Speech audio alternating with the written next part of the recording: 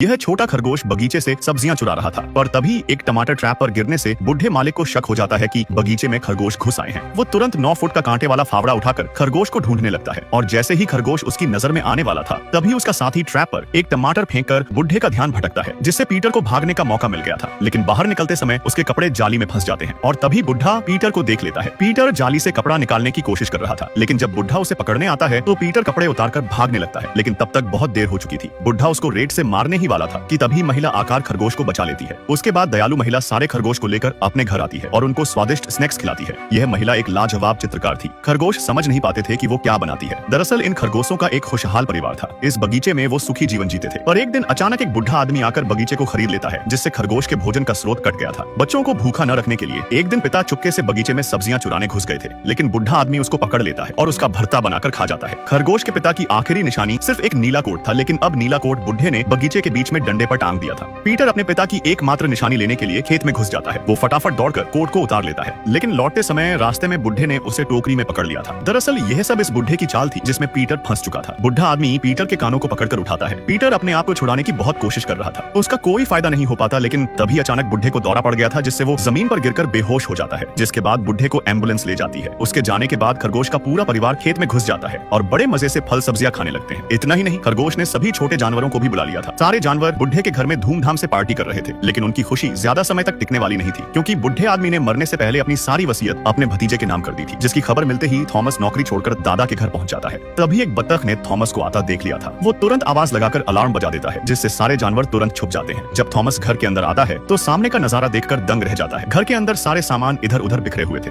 ऐसी हालत देखकर थॉमस जैसे ही सोफे पर बैठा, तभी अचानक सोफे पर कुछ खड़ा होने लगा था, और जब थॉमस कपड़े को हटाकर देखता है तो डर के मारे जोर से चिल्लाने लगता है, जिसको देखकर सुअर भी चिल्लाने लगा था। तभी एक हिरन बाहर निकल कर आता है और देखते ही देखते सारे जानवर भी बाहर निकलकर घर से भाग जाते हैं। अगले दिन थॉमस घर की सफाई करता है और बगीचे की बाड़ को लगाता है। फिर अंदर आने के सारे छेद को पत्थर से बंद कर देता है। यह देखकर खरगोश टेंशन में आ जाते हैं, पर पीटर ने अभी हार नहीं मानी थी।